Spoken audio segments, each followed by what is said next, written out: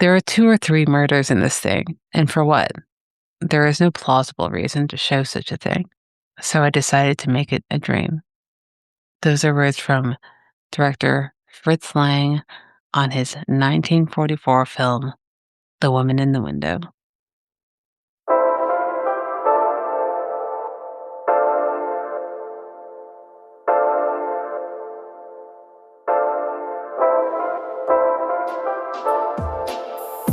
Seeing Faces in Movies is a podcast where each month I focus on the works of a different director or cinematographer, and each week I invite a guest on to discuss a film and the artist's filmography. I'm your host, Felicia Maroney. Today we're talking about The Woman in the Window. So, very quick synopsis of the film is Gotham College professor Wanley and his friends become obsessed with the portrait of a woman in the window next to the men's club. Wanley happens to meet the woman while admiring her portrait and ends up in her apartment for talk and a bit of champagne. Tagline for the film is, "It was the look in her eyes that did it. How could he resist? How could he know it meant murder?" The film stars Everett G. Robinson as Professor Richard Wanley, Joan Bennett as Alice Reed, Raymond Massey as Frank Lalore, Edmund Brian as Dr. Michael Barkstain, and Dan Doria as Tim.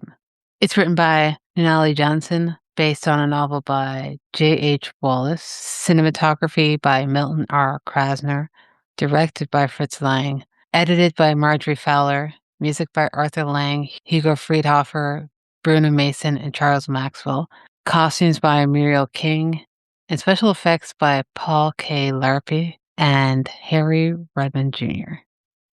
Today I have on Raf Stitt, who's the host of the Canon podcast, a podcast I've actually been a guest on at least a couple times so far.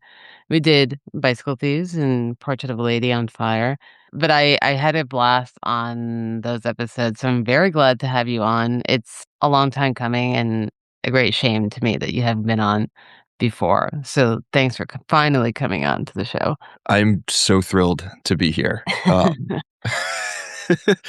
Also, it didn't work out before, but I'm happy to be here now. So no shame in it taking as long as it did. We're happy to be here. Exactly. So you host the Canon podcast. I'd love for you to tell the audience what the podcast is about, how you came about to host it, because I know it's part of Screen Age Wasteland, the website. So it's a broader thing, how that came about and what you do over there.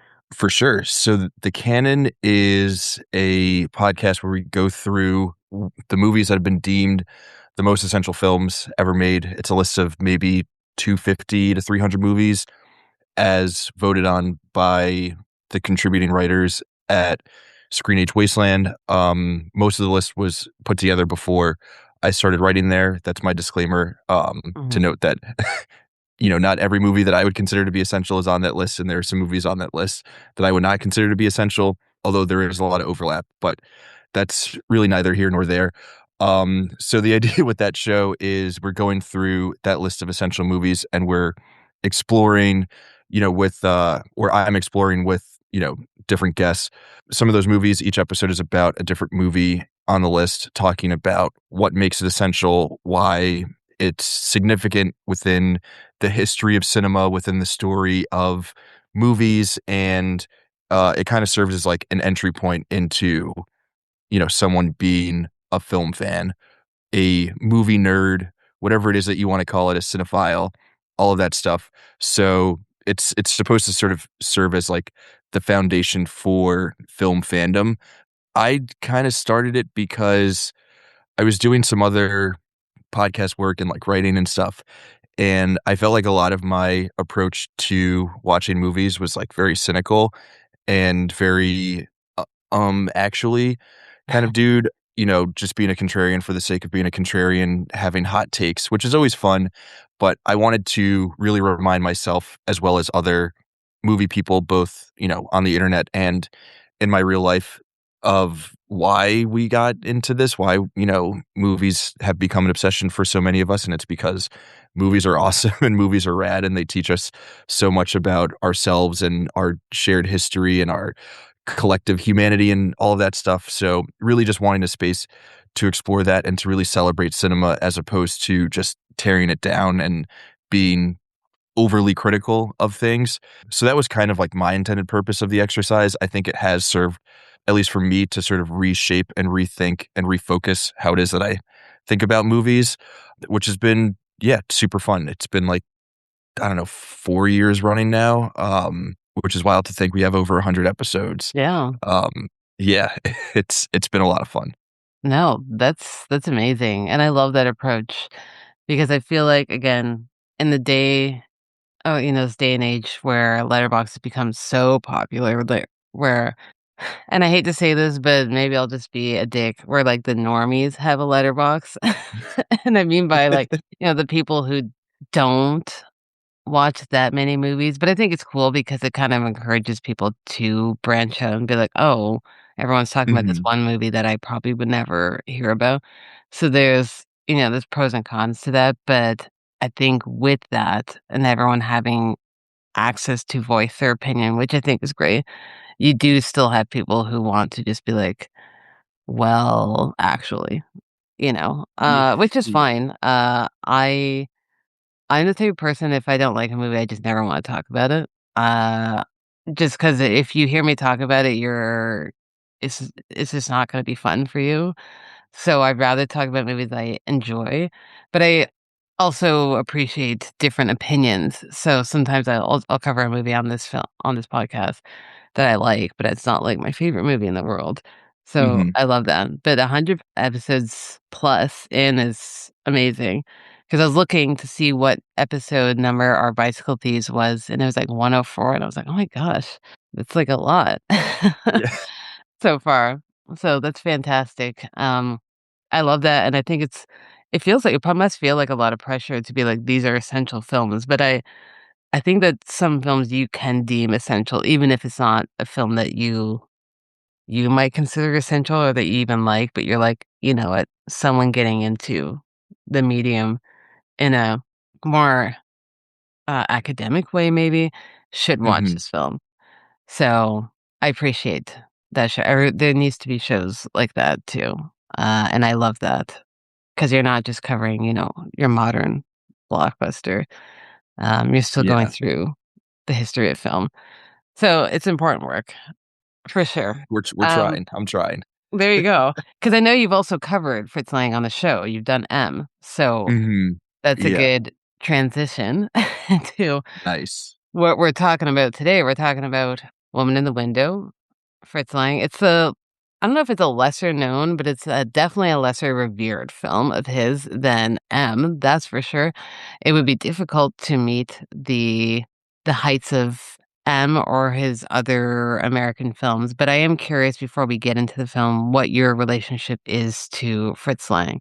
How did you come about hearing who he was? If you'd seen a film before you knew who he was or his name preceded him for you? Yeah. I don't know that I knew his name before I had seen anything. The first Fritz Lang movie that I was exposed to was in a college film class, of course, Mhm. a global cinema class, and we watched Metropolis, and I was pretty blown away by that.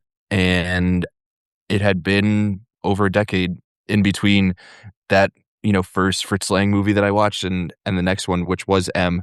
So I don't actually have a very deep relationship with Fritz Lang or his movies, even though those two are films that I find to be, extremely impressive and obviously extremely important.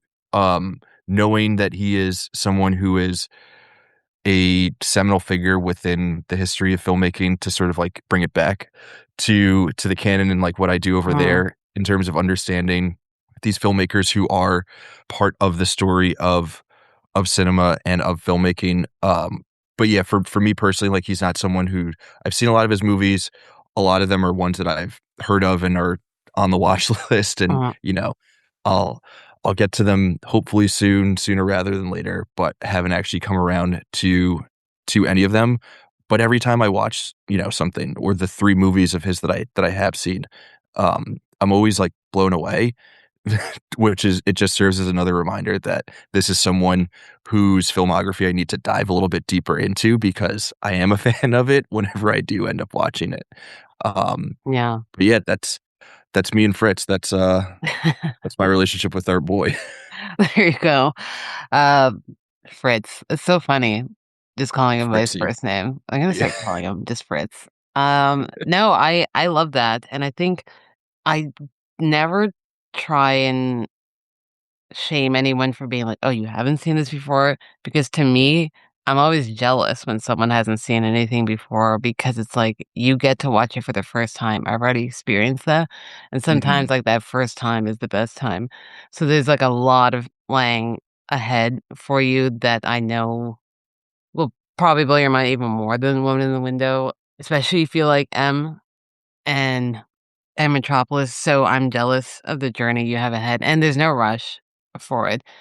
His filmography is big enough, but it's not huge like a lot of directors of that time, so it's not overwhelming, but it's good to be like, "Oh, I have one ahead that's I only have a couple left to watch," and I'm, like, Hmm. slowly watching it for the series, and I'll be sad when it's fully done. When it's Obviously, I over. can rewatch, but it's never the same as watching it for the first time.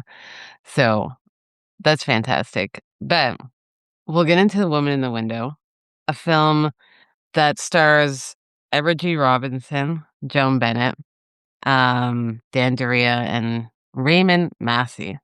And this is a cast that members of the cast that he's used multiple times throughout his American career. And for this film, it's interesting how it lays out. Where I kind of want to talk about this at the start is I read a quote by a French journalist in a journal called Combat. It's a French newspaper. It was part of a broader book that I'm reading because I have a book on his films, and Hmm. it's mixed with like he worked on this book as well, along with the writer Lottie Eisner. But they have a lot of quotes by journalists and critics over the time from periods that are kinda hard to find on the internet nowadays because 'cause they're under maybe some paywall or part of books. So, I try and read only one quote per episode, so bear with me as I read this one, and then we can discuss what he's saying and if you believe or agree with it. So, he says, "Within the apparent structure of a police film, or relaying an insupportable anxiety, Fritz Lang allows himself an inquisitive walk into the subconscious of a professor who is convinced of the infallibility of his theories, who believes that all confused images, symbols, and mad dreams can be made lucid, thinks he has the key to all of our mysteries, and finds himself one day inwardly trapped by the fascination exerted over by him of a portrait of a beautiful woman." Very flowery, but I do agree that there's a lot happening within this film. It's peak film noir. Hmm. This type of structure only really exists within this genre, and it mixes multiple different genres. So it is kind of like a police procedural, even though yes, police are involved, but it's like kind of your a weird detective trying to find out information. It's also melodramatic. And there's also there is some violence in this film, but it is mixed within like a flowery, dreamlike state. So with that, I want to ask you how you feel about the film's opening. In sense that not the very, very opening scene, but, like, the first 3 scenes that happen quite quickly in succession. So we open up with Everett G. Robinson, who's giving we're seeing just, like, a brief, like, 1 minute, like, 30 seconds of a lecture he's giving. So now, okay, we know he's a professor, he's interested in criminology, and he's talking about the different types of murderers, someone who's doing it for self-defense and someone who's doing it for gain. Okay, so that sets up a part of the story, and then we move to him saying goodbye to his wife and kids. They're going off for the summer because I guess that's what people did back in the day Yeah. in New York, What a time. and we see that we can't tell if he's sad or he's happy that they're leaving, but we really don't get much from them, but we do see that the wife appears quite older than the woman in question that we get, Joan Bennett, later on in the film. Then we cut to him and his friends, and they're talking about, "Hey, how are you going to enjoy your newfound freedom for the summer?" And he's saying, "I'm just gonna chill." But if, a burlesque show happened right here, I wouldn't get up from my chair, but I'm not getting up from my chair because I'm too old. So it sets up so much, and sometimes I think modern audiences find that to be like, "Are you telling me too much off the bat?" But I find it interesting the way he does it. I'm wondering how you feel about you watching this for the first time, all this information laid out right at the beginning. Do you feel like, "Okay, I know what's happening," or are you along for the ride and willing to just let the film take you on its way? Yeah, I think I was more so along for the ride. I did end up watching this twice because I think the overall framing becomes very interesting upon rewatch, obviously, and it sort of Mhm, recontextualizes those first 3 scenes. So, I'm now trying to think back to the to the first time I watched it, which was, mhm. gosh, 2 days ago, so long ago. Um, and yeah, but along the way, you're just kind of thinking of like how it is that it's setting up this character and this story. But again, when you have the context of how it ends, Mhm, those first 3 scenes are so crucial to how it is that we're understanding the rest of the story and everything that comes to follow. So I didn't feel like it was necessarily giving away too much information or giving us too much information. I feel like it is actually kind of perfect in hiding the amount of information that it's giving, where it doesn't seem like you're getting all that much, but you then realize that it is giving you so, so much information. I mean, that first shot of him in the lecture hall, mhm. it's, he's talking about criminology and Sigmund Freud's name is up on the chalkboard, and it's this like great like slow push in to him, and you already in this first shot you have him being framed within these like blinds, and like the shadows of the blinds are over him, right? Like we know that people use that in filmmaking, or filmmakers will use that to sort of like indicate that someone is in like a jail of some sorts, or like a jail of their own making or of their own mind, and like that's what this entire movie is about.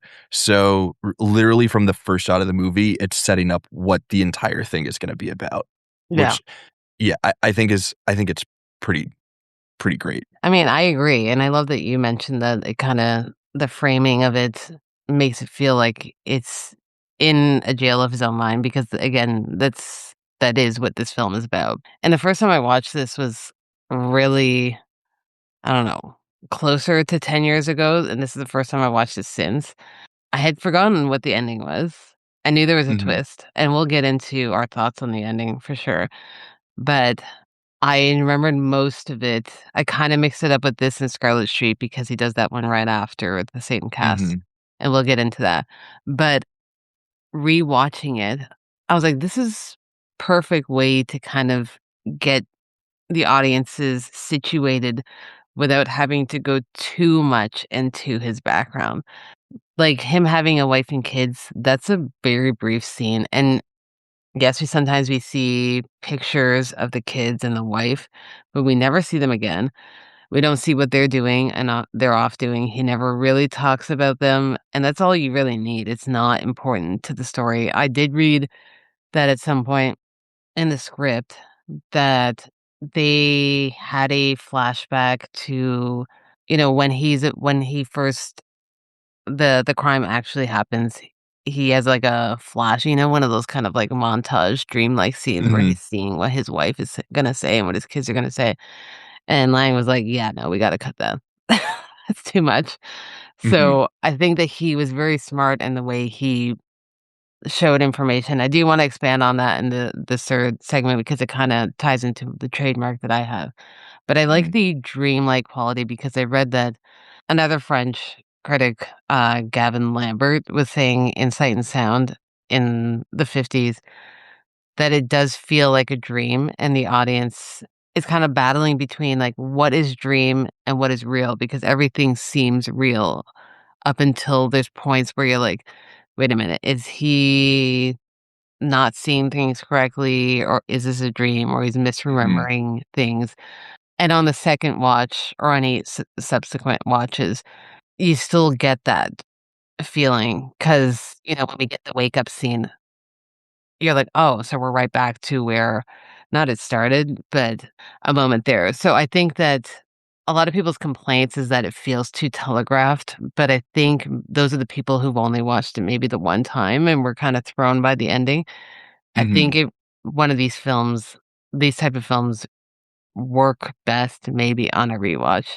And so I Yeah. am curious to hear what you thought. Like, I know you said you probably remember obviously the second watch a little bit more, but you said you got more out of it on the second watch, even though you knew what was going to happen to these characters? Right, like, I think for me, when I think about a twist like Mhm. this movie's, twist ending is that it's in this particular instance, and I think in a lot of my favorite movies with twists, it's not so much a narrative twist as much as Yeah. it is a recontextualization of the themes of the movie, which again, when we go back to those three really quick opening Mhm. sequences, right, where we learn about what he's doing at his job, we learn about his family life, and then we learn about what he thinks about being a middle-aged man with Yeah. his two buddies at the club.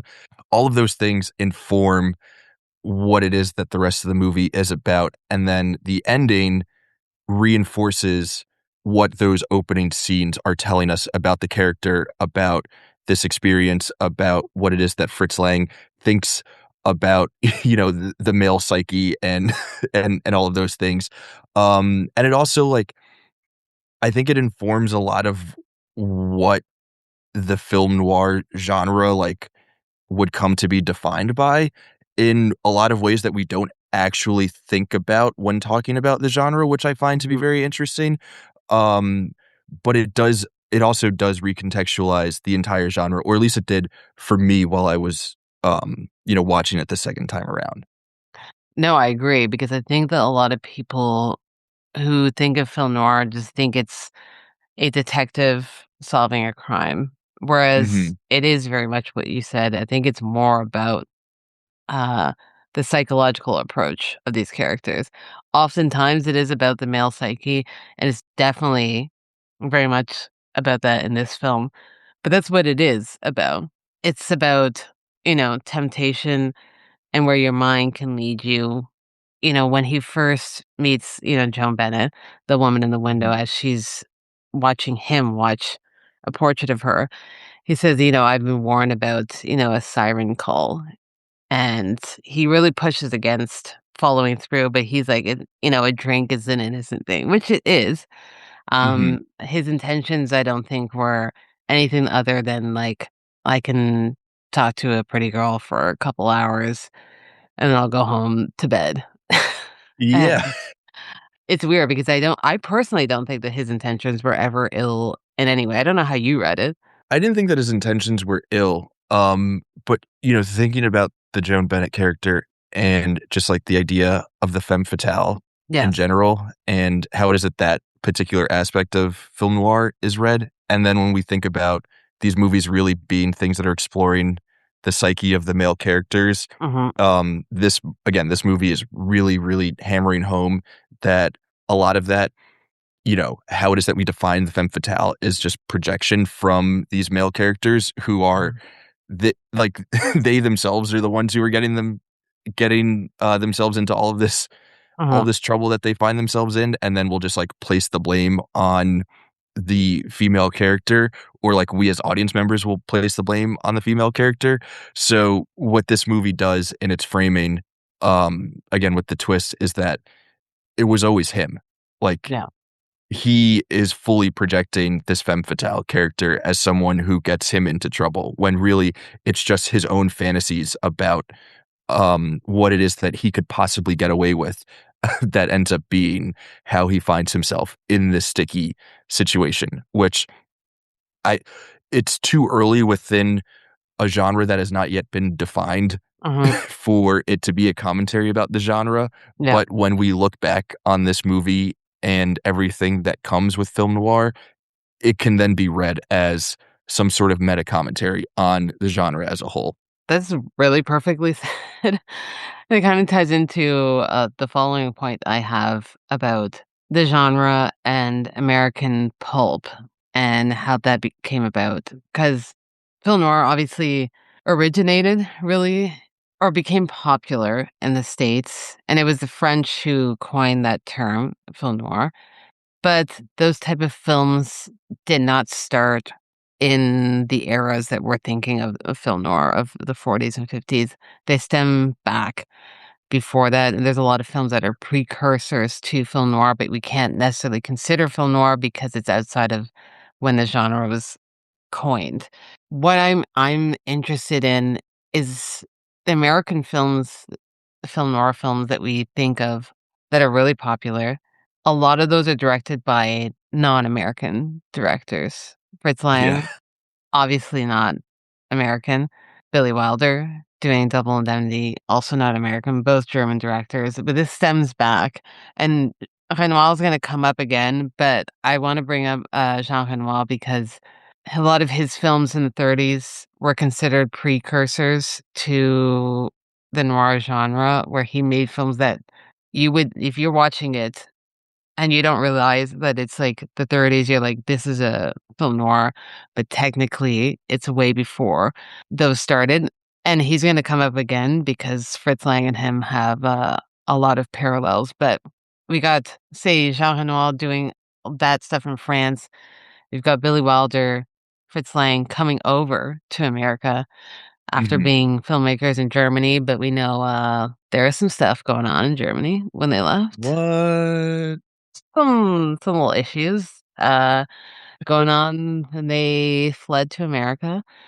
They made some of their most popular work there, and then Fritz Lang was a huge influence on Hitchcock. Hitchcock talks about Lang all the time and Mhm. how his films influenced his British work and especially influenced his American work, and I don't know that Hitchcock is always considered noir because I think Hitchcock is its own thing, but you can see Mhm. the influences, especially now that you talk about I think we talk about we, as, like, film community, talk about how it's interesting I say this also as an outsider who's not American. Sometimes non-Americans make sometimes the best American films, and then you need the outsider Yeah. perspective. How you feel about just your personal thoughts on, an outsider coming in who is popularizing a genre that is very much American and how if I don't know how familiar you are with pulp novels. I haven't read that many, Mhm. but I know we all kinda know what pulp novels Yeah. are and what they do, how you feel about, someone who's an outsider bringing that edge to the genre. It's so interesting thinking about the pulp novels and sort of these like hard-boiled detective stories being Mhm, the basis of a lot of film noir. And again, like when we think about the genre, especially as Americans, we often think about the narrative constructions of these stories as that being the defining thing, when mhm, really I think that there are a lot of thematic elements to it that end up being more revealing about the genre, and I think that's totally at play in, The Woman in the Window. But in terms of, like, non-Americans coming in and making the most American thing, one, there's nothing more American than people coming here to to this country and yeah, contributing to our culture and society. That's, like, literally yeah, all America is. It's, people, uh, coming here when they can't make movies in their home country because there's some bad stuff going on, and there's this dude, and he has this whole idea of world mhm, domination and exterminating anyone who's not like him or yeah, whatever. So then, people come here to the States and they're like, "Okay, let me apply some of the sensibilities of, like, my home country but also apply it to a distinctly American genre or a mhm, distinctly American piece of culture that just then makes things even more American." I also think that, you know, as Americans, we can become very, sort of like myopic in our worldviews and how it is that we understand everything and being very, very, very US centric in how we view anything, whether it be like geopolitics or arts and culture. So it then kind of limits us from what it is that we're able to make. Whereas, Mhm. again, someone like Fritz Lang coming in from a somewhat outsider perspective is able to inject a bit more context, nuance, whatever it might be, to the art that he's making while still making something that is distinctly American, which again makes for the like most beautiful pieces of art that we've seen. Like, Hitchcock said that Lang was a big influence on him. Hitchcock, as a non-American, has made some of the best movies about American society and culture that we've ever Mhm. seen. I can't think of like any other specifics at the moment. Like Paris, Texas comes to mind. Like when Yeah. Wenders, another German dude coming over and making like the most American thing ever. And the list sort of goes on and on. But I do think it is, I think it's fairly interesting. And I also think it's interesting how the like super American pulp stories become film noir when they are adapted by non-American filmmakers. It's all like it's funny, but it's not funny. I don't know if you were planning on talking about like the links between German Yeah. expressionism to film noir. And obviously it's because the like most of the filmmakers were coming over from Germany and applying those sensibilities to these American stories, which is how Mhm. we get this like new birthed American genre. So it only like we say it's influenced by it, but it's really just the same guys. Like Fritz Lang was someone who made German expressionist films and then came here and then just like put an American twist on it, and that became film noir. So it's not that it was influenced by that kind of filmmaking, it just was a new form of that filmmaking or of that art making or storytelling or whatever. So I'm glad we're on the same wavelength because my next transition was the, German Expressionist influence on what became film noir because it's hard. And for the audience who's listening, I don't know how familiar you are with the genre, but if you do a quick Google search, and you're into film, I assuming, if you're listening to this podcast, you have seen at least imagery from the most popular German Expressionist films, and you can see the way they utilize black and white filmography because it's very angular, it's very jarring a lot of the times, and it's not the same way a lot of other black and white films are filmed. And we see that even in America because a film noir is a film noir because of the way it looks, not just the themes, it's the way it looks, it's the shadows, lighting in those films that makes it film noir, as opposed to a film that was shot in the same year and it looks completely different using black and white photography. Um, as you said, mentioning 2 directors who came from Germany, Billy Wilder definitely never made any German Expressionist films, but he would have been well-versed in that type of film and employing cinematographers who understood the look that they were going for, and that's how the genre became so popular, and it's why these directors are at the height and the helm of the genre. There's obviously other directors who are really popular and some of them being American too, but sometimes even if we think of Cat People, that's a big film noir film, that's Jacques Tourneur, and he's French. This is the Mhm. time in America where they were employing a lot of non-Americans who were coming over because, the war was happening over in Europe, and this is the best time to employ people who were artists and the masters of their craft in their own countries and getting them to come over and do Hollywood films. So I definitely recommend people, if you're into film noir at all and you haven't seen any German Expressionist films, go watch them. I know silent film might not be top priority for a lot of people and sometimes it's a little difficult to get through, which is fully fair. But you can find at least one that will, I think, catch your attention. Are you covering M in this series? Yeah. I think that's like kind of the perfect example of something that is the bridge between Mhm. German expressionist filmmaking and film noir. It's also it's a sound movie, so it Yep. might be a bit more accessible for folks. The idea of people coming over to the States and applying sensibilities from their home countries and artistic movements that were happening elsewhere and applying it to the States, or to like art that is made stateside is super fascinating. I also think when we talk about the film noir genre and a lot of times just misunderstanding it as these pulp, hard boiled detective stories Yeah. and not being something that is exploring the psyche is doing it a disservice. But when you think Mhm. about German Expressionism and like what that art movement was about, it wasn't necessarily about recreating any sort of realism. It was about understanding the deep psychology of whatever the subject is, whether it be a painting or a movie or whatever else. I don't know if there were examples of German Expressionist literature. I don't know that that I the don't know, movement really maybe. translates to that.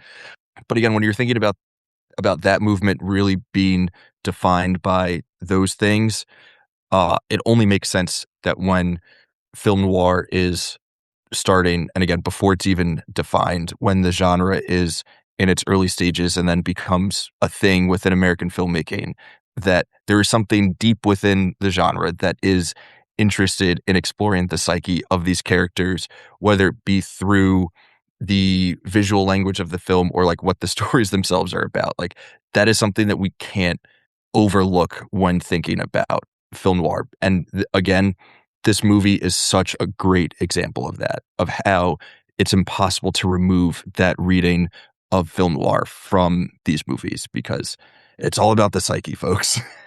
Exactly, and I think that bringing up M is great because M is a peak example of that bridge between expressionism and film noir, but it's also a great example of Fritz Lang's interest in exploring the psyche because that's very much talking about very dark psyche of a human being that you don't even want to be, following, but it's there and it's a realistic part of people. I want to say human nature because I had to hope most people are not like that, but it's there within society.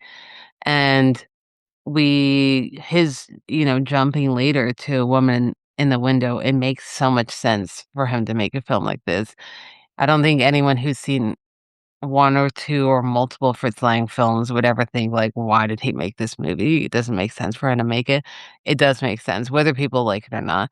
And what's interesting to me is also like the way he must have. I didn't read anything about this, but I feel like on the rewatch, I'm wondering how he directed Everett G. Robinson versus every other actor in this film because I feel like he gave Mm, Everett G. Robinson the direction to be extreme anxiety encompassed in a small frame. Not to call out him being short, but he's a small man. And then nothing everyone but love else, for short kings. we do.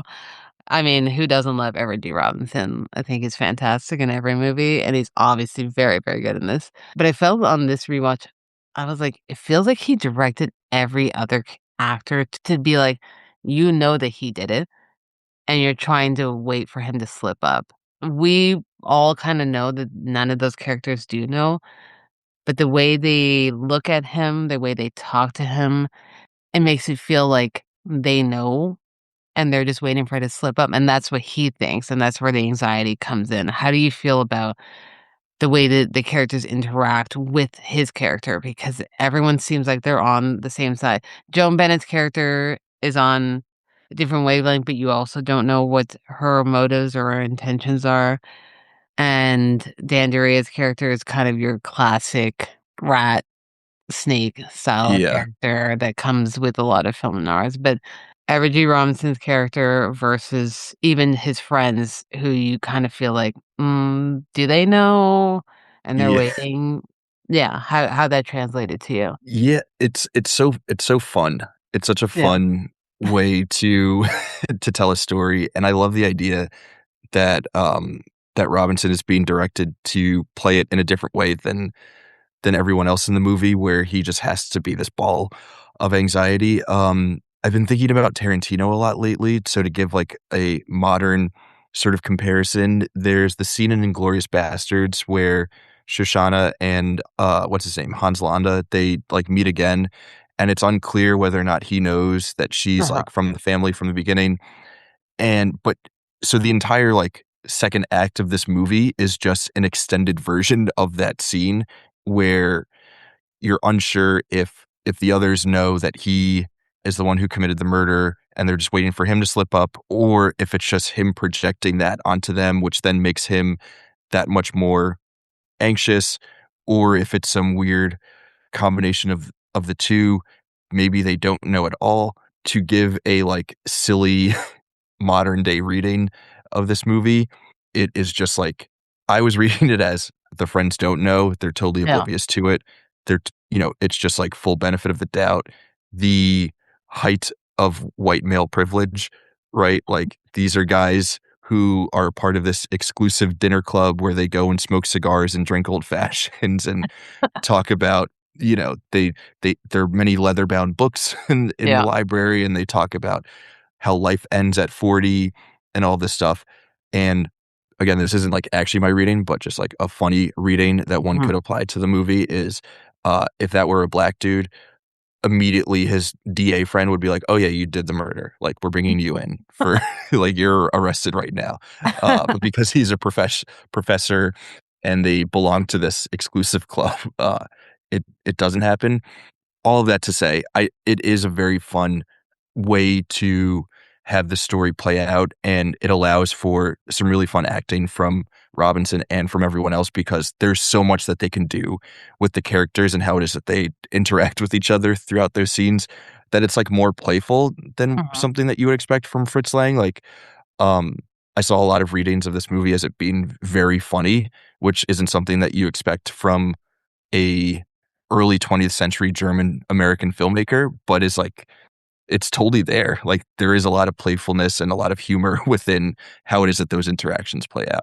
100%. And I don't think the comparison to Inglourious Bastards is silly at all. I love that you brought that up because it's always good to contextualize things and bring it into a different light and be like, this is how other people have also approached this type of storytelling. I do think this movie is definitely fun. I agree, and it does have a lot of funny moments. I think about again, not to bring up his stature, but I kind of have to, and him having to carry this man who's quite literally significantly taller than him. And they mentioned at Mhm. some point he was like 200 pounds, and him carrying over his shoulder into. I'm like, there's no way, unless Yeah. M.G. Robinson was ripped and we didn't know. He's hitting the It squat just rack. I He's mean, got great core strength. he must, because I was like, how did you carry him in that even the just small blanket down? I personally be like, "I am shoving you down the stairs and I'm dragging you into the car. There's Yeah. no way I'm carrying you." I guess there was no stairs. I guess she lived on the main floor, which is great. The great, Yeah. happenstance of living on the main floor of the apartment complex. But there were still stairs to get up into the complex because it's New York and Mhm. um, which I'm sure you're familiar with, that you a lot of apartment buildings and where they were, because I think it was actually, I don't know where it was said. I know at some point they say from reading that where he drops him off is somewhere in Brooklyn area, some Brooklyn It's, area. oh, we can't get I can't nerd out on New York City geography. I think she lives somewhere in Midtown, though, but I'm gonna nerd out on New York City Please. geography. And the clip of the Boy Scout says that he found him in, I think it's somewhere in the Bronx. I think he Oh, says, it's like, Bronx River Bronx. Parkway, and Okay. also they go up the Henry Hudson Highway at some point, and I was like, Okay. "Hell yeah, I love Henry Hudson." He drops his family off at Grand Central in the beginning. Okay. I love all the shout outs to New York City geography, even though it was very clearly shot on Hollywood sound stages, Yes. but What's Henry Hudson? That's a bridge, you said? it's just like Or a highway? freeway. Yeah, it's a Oh, okay, highway. okay. Yeah. And that's Like, from what area of New York is that it's, in? like, from the Bronx up north into the suburbs up there. Oh, okay. Yeah. So is the Bronx So, that I read. I don't know why I said Brooklyn. yeah, BRO. Yes, it was actually all shot on a soundstage oddly enough. Mhm. It's always interesting to see what they were able to do back in the day with sound stages, and actually it brings into one scene I wanna talk about just before we talk about it'll transition to the ending. So, in the book I mentioned, they talk about the scene where at this point, and we're skipping ahead a lot of things because I just feel like with the show, we don't really go into, like, plot or scene by scene Mhm. breakdown. It's just not what the show is about, and I feel like other shows will cover that, and I assume if you're listening to this again, hopefully you've watched the film. Please watch the movie because we are going to be talking about the twist ending, and I'm not gonna hold back on that. Uh, at this point, Danderia's character comes in, and she tries to poison him.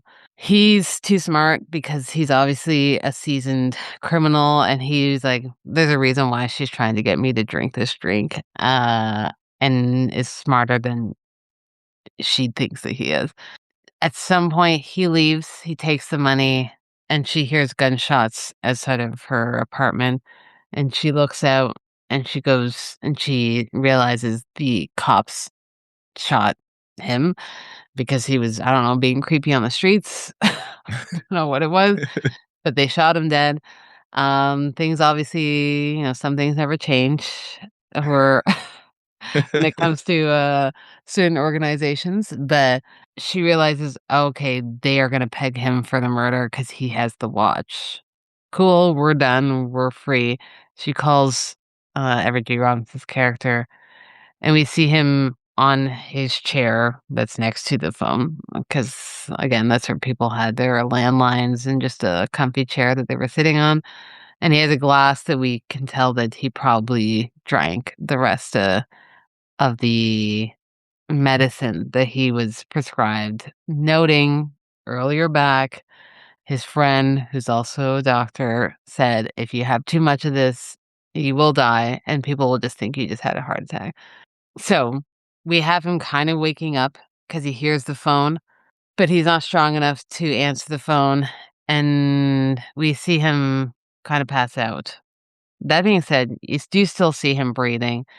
Again, is different styles of acting where I Terrible feel like acting. back in the day when people were playing dead, you still saw them fully basically saw their heartbeat, breathing, but it has a great transition into him Mhm. now sitting in the chair back into the club that you mentioned before. There is a cut. You can see the cut because it's an older film, you see the cut. You give it grace for that cut because it's a film from the '40s. But it's done so seamlessly, and what I thought was that they just filmed those scenes separately, and they just had the camera they were like, "We calculated where the camera was," but Mhm. what they did, because Lang talked about this in the book, was that they had Robinson sit in a chair, and he had a tearaway suit. So he had his loungewear, and they had assistants rip the loungewear off, and then he's in a suit, and then they change the set in the background. So that's where the cut is, when they change a set. So they didn't move S the camera at Yeah. all, and they shot it in succession. And I was like, "That's so fascinating to me to hear how people had to do things back then," because nowadays, who knows what they would use, whatever technology, as opposed to, like, practically doing it. And just Mhm. reading that made me have a greater appreciation for that scene because I really like that scene a lot. I know, again, people don't like the whole, "Oh, it's a dream." But they have to give props to, I think, that transition.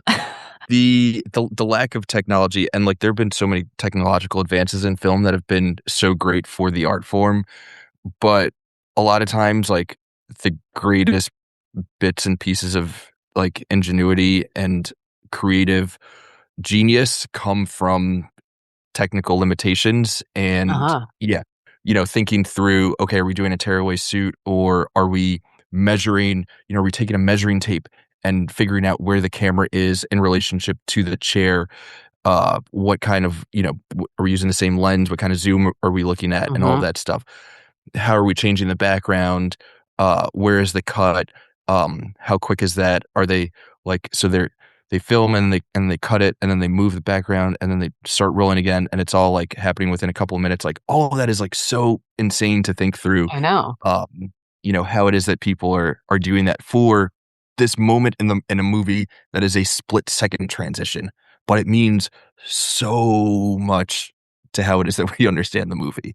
And like all of Exactly. that labor of love, like we cannot look past it when we're when we're watching movies.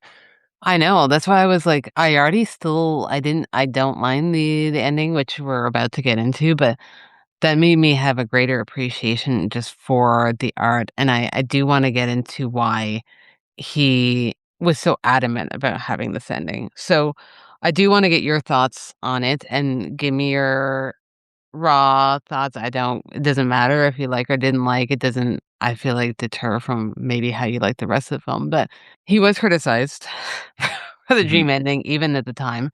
And he said specifically, he was like, and I'm mildly quoting because I don't want to go through the whole spiel that he said because it kind of I mention it in the top of the episode, his direct quote about it. But he says that if I had made it more of a realistic ending where he ends up getting caught for this, because that's where it's leading to. Again, we all think that all his friends maybe don't know. His friend who's a DA and the cops who are now kind of familiar with him and they're seeing all these patterns.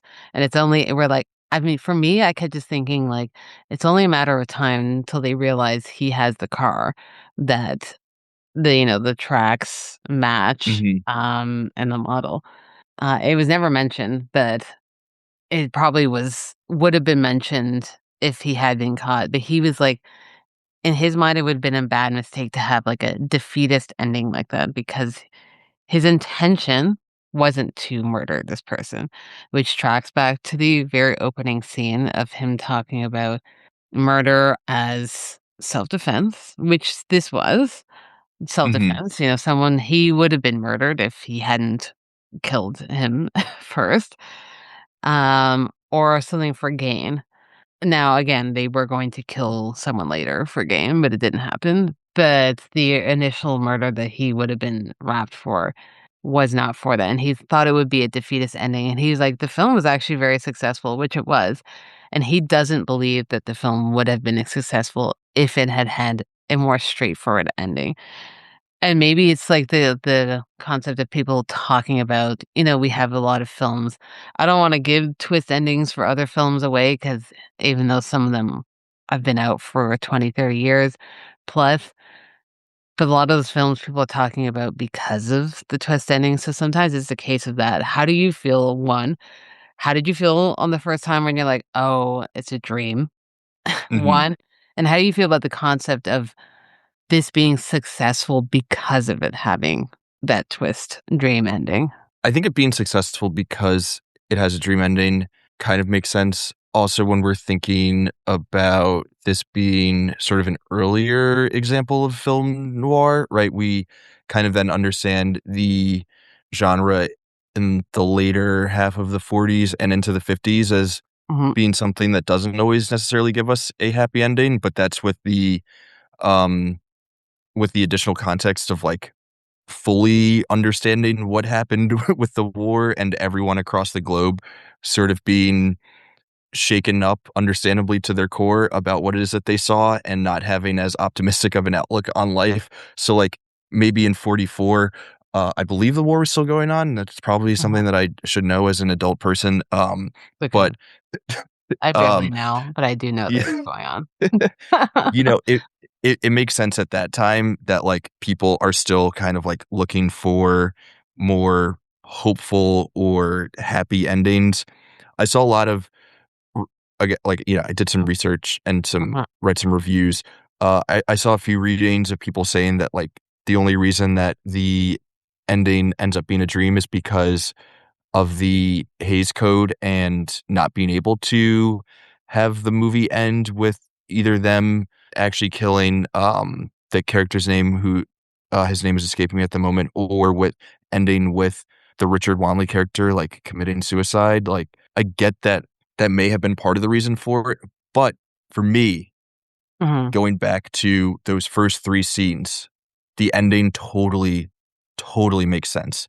This entire movie is about this dude exploring his deepest desires and his anxieties around those desires with flirting with a woman, committing a murder in the name of self-defense, and then all of the unraveling of what would happen if he were to actually act on those deepest desires, and it all being a dream hammers home that these are an exploration, that these events, the story is an exploration of those deepest desires. And it totally makes sense. It's why Freud's name is on the chalkboard in that opening scene. It's why he's framed, in the prison of his own mind with the blinds in that opening scene. This whole movie is a prison of his own mind, a prison of his own desires, a prison of the anxieties that result from those desires. And that's what film noir is about, like, as a whole. So, in a sense, that ending is the most fitting ending that this movie could have, especially as a movie that is an early example of this genre. So, for me, I'm like fully, fully, fully on board with that ending, whether or not it was because of the Hays Code, or, you know, whether they knew from the jump that this was just the way to tell this story. It works for me. There are other stories where it doesn't work, where the dream bit doesn't make sense, but here it's like the only way to end this. I fully agree, and I think that was beautifully said, and, I don't even know how much I can add onto that, but I do agree, especially I know it can be jarring on the first watch for people who are kinda make you groan at the, "Oh, okay, it was a dream," because I Mhm. think people are a lot more cynical now, and their film watching than they might have been then. Because, again, the '40s are still very early in film history. Yeah. And, we're now in the 2020s, and I get why people are more cynical. I'm even probably more cynical on newer films than I want to be. I try and be more lenient, but it's not my natural response. I'm definitely more lenient to older films because I just have so much admiration for what they were able to do. So for me, the dream ending didn't bother me on the first time. I say that it didn't bother me, and then on the second watch, this rewatch here, I was like, "No, that makes so much sense because you set us up." And that's gonna very much tie into the one of the last points in the third segment, so I'll save the rest of my thoughts for that, but I'm gonna do a hard transition to the second segment before we get back into this film. Mhm. Because I think we do have a few more things to say before we wrap up. But getting into the second segment, which is a before and after, because we're talking about Fritz Lang here. Um, this film is 1944, and that this film was released. He also does in 1944, but right before this, because this is back in the day where directors were just pumping out movies within the same year that a lot of Hell yeah. directors can't really do nowadays because of funding. But he does Ministry of Fear, which is also 1944. And I am going to cover this in this series, so I don't want to get too much into this film, but it's essentially about Stephen Neal, who's played by Ray Milland, and he's released into World War II England after being in an asylum. Asylum being he needed medical help for some issues he was having. And he goes out and he's like, well, outside doesn't seem so great as to being into the asylum because obviously there's a lot going on during World War II in England. He goes back to London to try and rejoin civilization, and he stumbles across a murderous spy ring. Um, Again, very much a film noir style plot. Um, right before that, he come from just making an anti-war film called Hangmen Also Die, and he jumps into this film, which feels it's an adaptation of a Graham Greene novel. And it feels like a return to his early silent film days. A lot of people I've read who talked about this film say it feels a lot like his adventure films that explore men going through a situation where they're not familiar with the environment and trying to make their way through the new situation they're in. Something like the Dr. Mabuse films that he did, or Spies, which were early silent films that he did.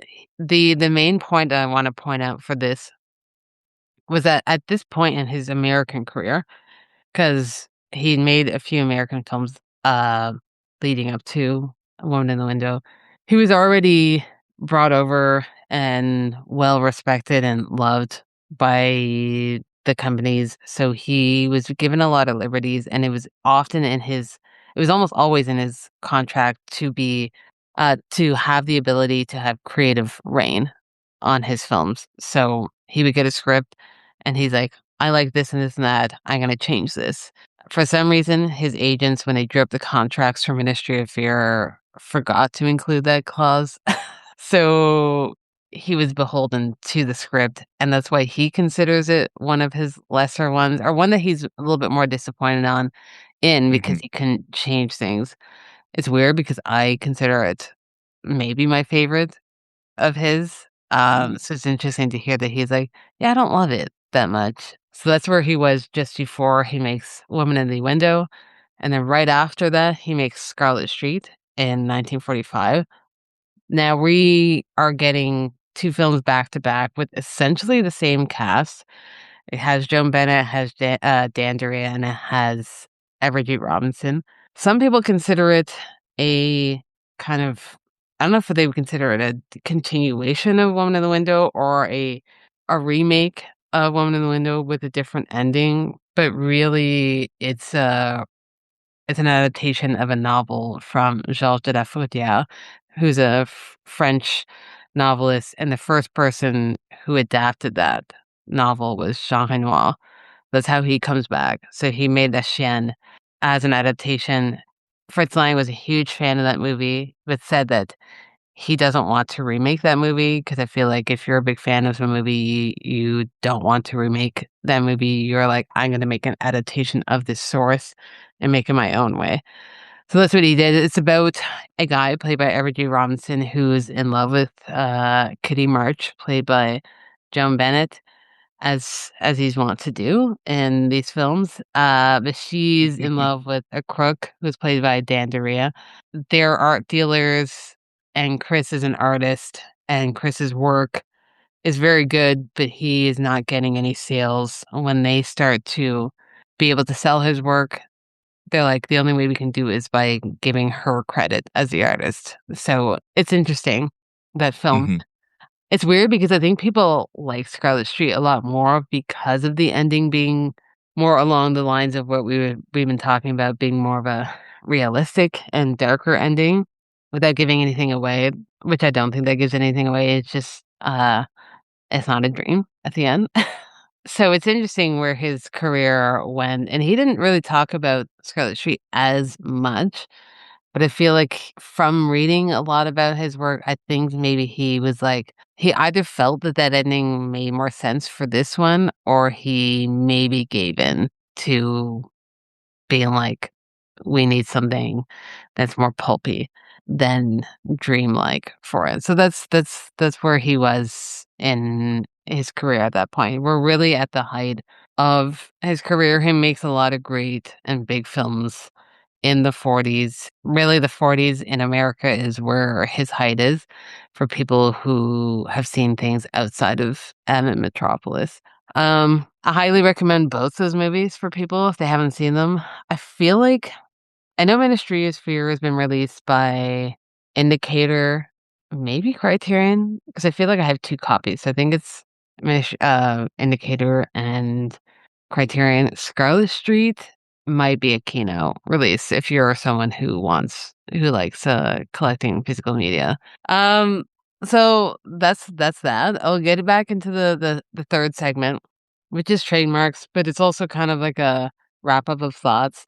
But one before we wrap up our thoughts, there is one trademark that we've kind of talked about through our conversation that I've noticed through watching his film, especially because I've been watching the films I hadn't seen before, which were a lot of the silent films, and to see how his work progressed through the decades. Something that stuck with me, especially rewatching this film, was kind of like I don't want to call it like a zoom in, but like a shot on a piece of information that you need to retain without the characters saying anything. It's just a shot of information that you need to retain and might come back again later and might not. Examples of this being the shots of his pen with his initials, the shots of Mhm. the watch with the initials, the shots of the scissors. She gets the Mhm. scissors originally because the wine or the champagne bottle is corked. That's the way to Yeah. get out. That's how they come back again. Again, modern audiences might think this is too obvious, but I think they're forgetting that modern films still do this, but they do it through dialogue, which Mhm. feels, I don't wanna say worse, but I think it's even more holding than it is to show a shot. It's weird because I don't know if you watch the Oscars, but Conan O'Brien made a joke about how modern studios are Oh, like, you have to explain yeah. the plot over and over again. And we do see that in modern blockbusters and big films where the characters are like, "Hey, this is who I am, and this is what I'm doing," Yeah. continuously, where you're These are the like stakes of this story. Yeah. treating the audience like they're idiots. And as much as I'd like to say a lot of people are idiots, which they are, but I don't think that people are as stupid as studios think they are. So it's interesting that they kind of scoff at something like showing an image of the tracks in the mud and being like, "Oh, that's too obvious," as opposed to like him showing the tracks in the mud and then Edward G. Robinson be like, "Uh-oh, I have to cover those tracks, but I don't have time." Yeah. How do you feel Yeah. about that being to me, I think it's a trademark of his because I see it throughout a lot of his films, but how that worked for you in this film? Because I know we've kind of talked about it, but just how, how we talked about the first 3 scenes set up the film so perfectly, but how scenes like that kind of allow the audience to be like, "Hey, this is a nod to what's going on, but I'm think you're smart enough to remember this for when we get to the ending." Yeah. I think it's totally fine for a visual medium to give audience members visual cues. Mhm. And when we're thinking about Fritz Lang as someone who started in silent film, where you don't have dialogue to Yeah. fall back on as a way of disseminating information to your audience members, right? Like he's trained in a school of thought where you do have to show these things. You do have to give visual cues for what it is that's important, and sometimes that's an extreme close-up shot of a certain object or something, or zooming in on something that might become important to the story development later on, because Mhm. he didn't have the luxury of someone just, coming in and saying, "Ah, here's my pen, which we can use to do X, Y, and Z," or "Here's a pair of scissors that can stab someone, and perhaps we will maybe stab someone later with it."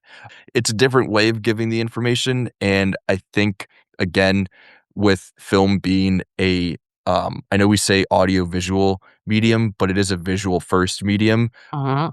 I think it makes sense to use visuals to tell the story, whether it be for narrative purposes or for thematic purposes.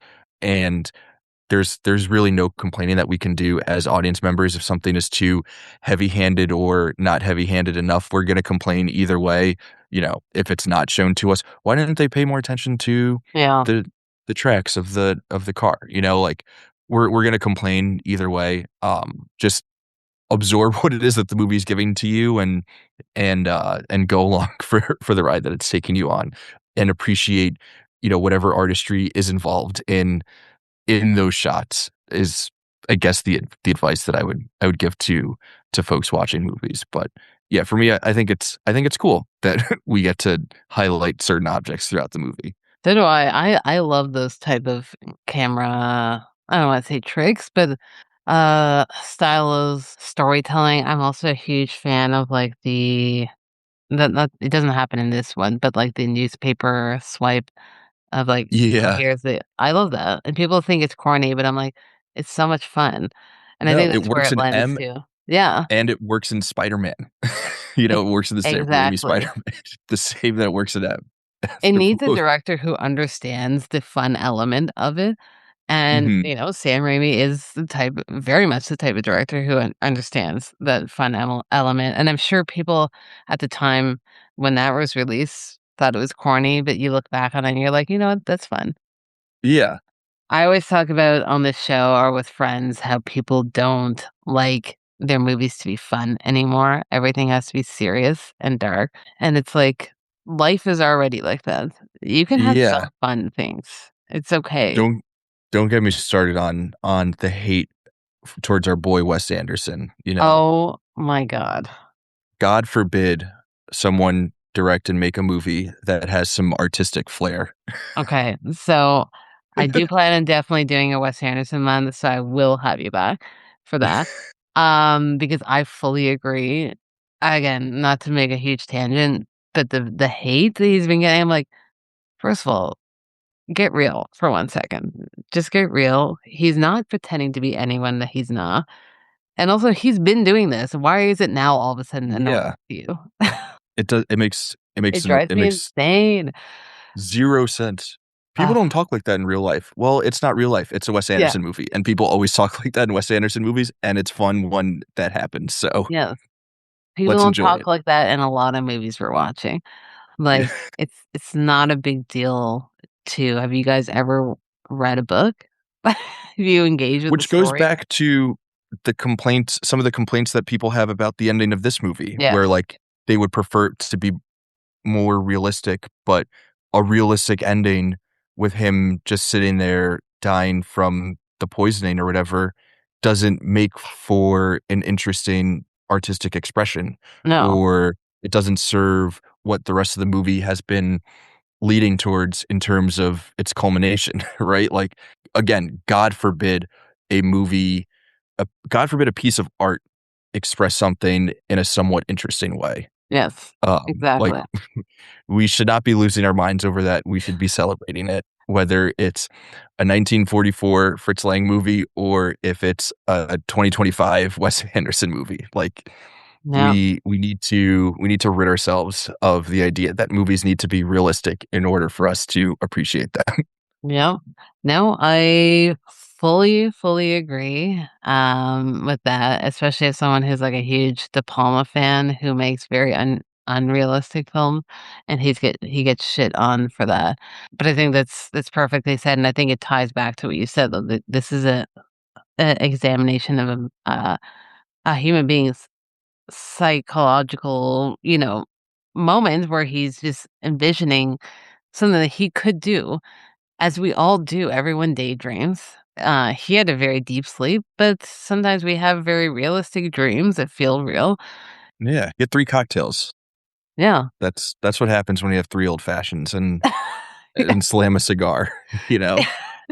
Exactly. Um, that's a very good point, that too. That makes that's the ties into the realism of, his, deep slumber and fever dream that he's having.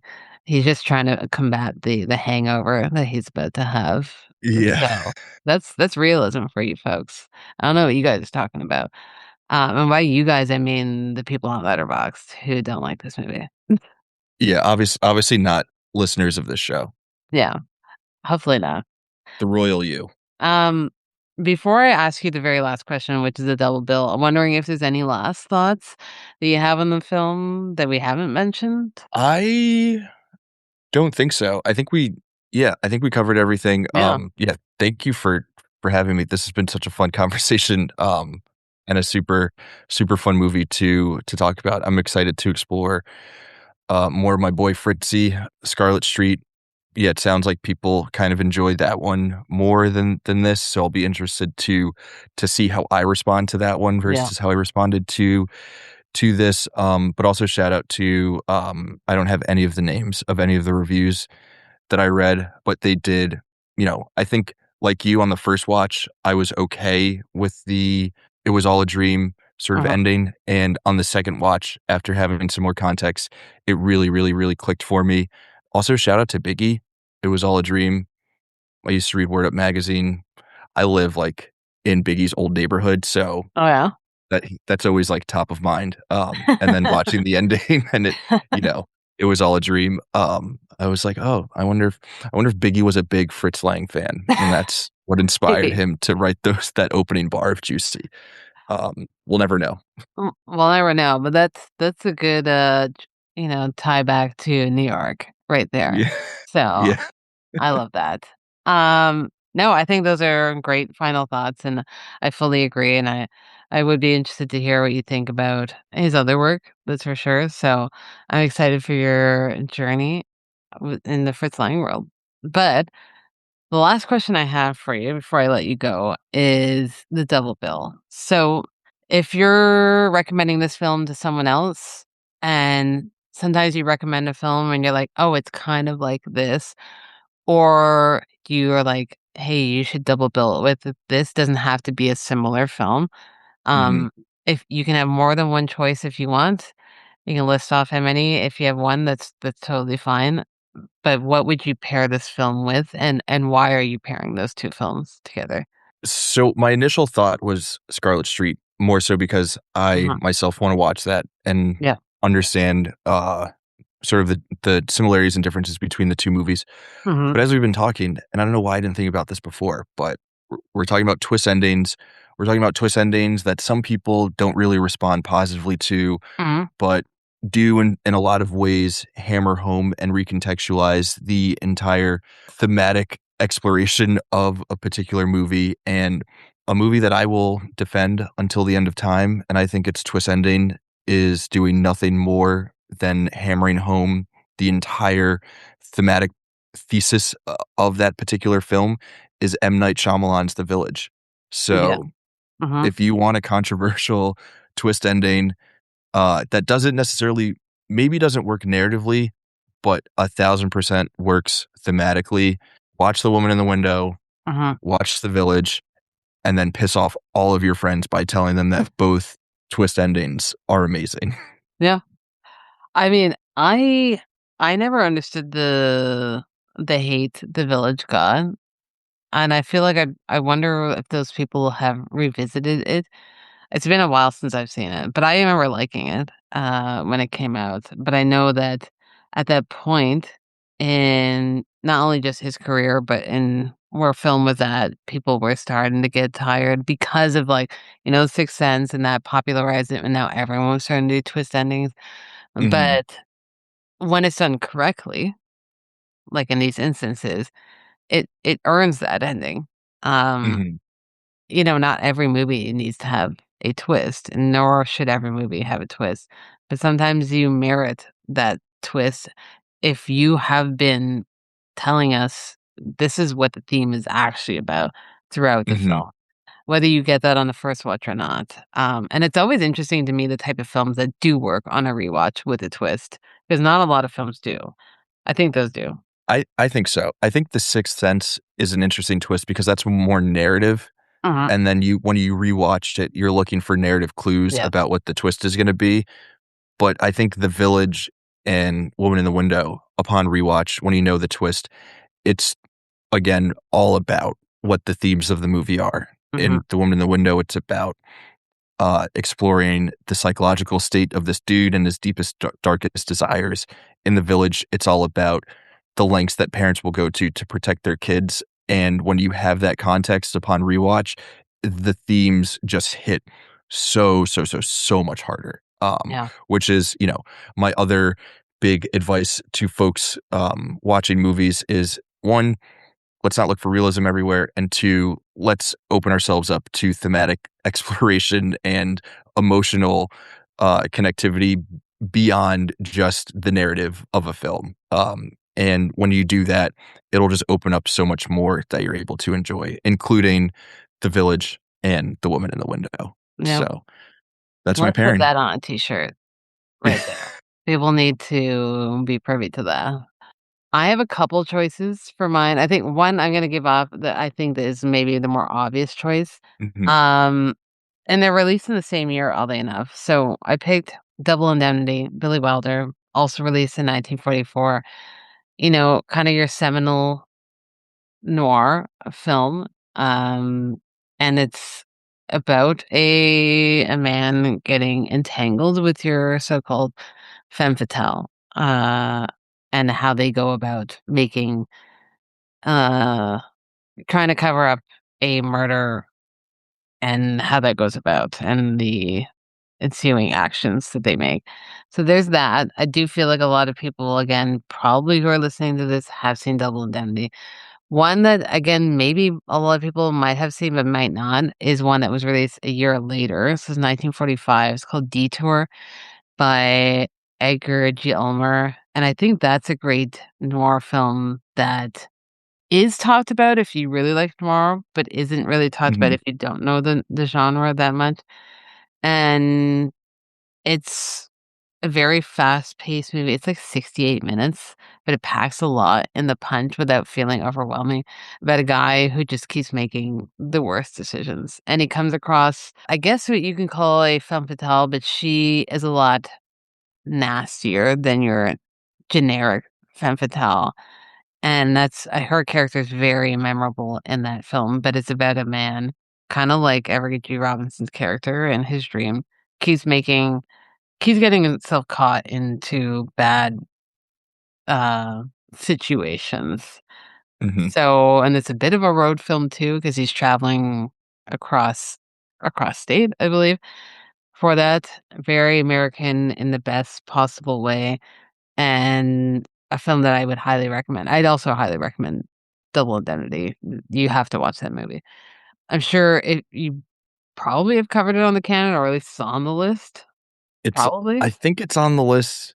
There has not been an episode yet, but I'm sure we'll be coming to it Yeah, I at some think point. Yeah, I haven't seen it in years, but that's an essential movie. That's one that everyone needs to needs to know about for sure. it very much is. So those would be the 2. I feel like there's probably I could have thought broader of things outside of the genre, but sometimes, at least for me, because I love film noir, once I'm in that mood, Mhm. I'm like, "Yeah, I'll watch 2 back to back." They're always Yeah, so easy to watch, and they're short. it's nice to get in and out. You can Yeah, pack on a couple in, like, an afternoon or something. yeah. Yeah, especially if it's 68 minutes. Sunday afternoon, watch a couple of noirs. We're getting in I guess it's technically spring. Might not feel like noir, era, but at least in our region, I'm sure New York is the same as Toronto, where it's, dark and gloomy and Yeah. cool.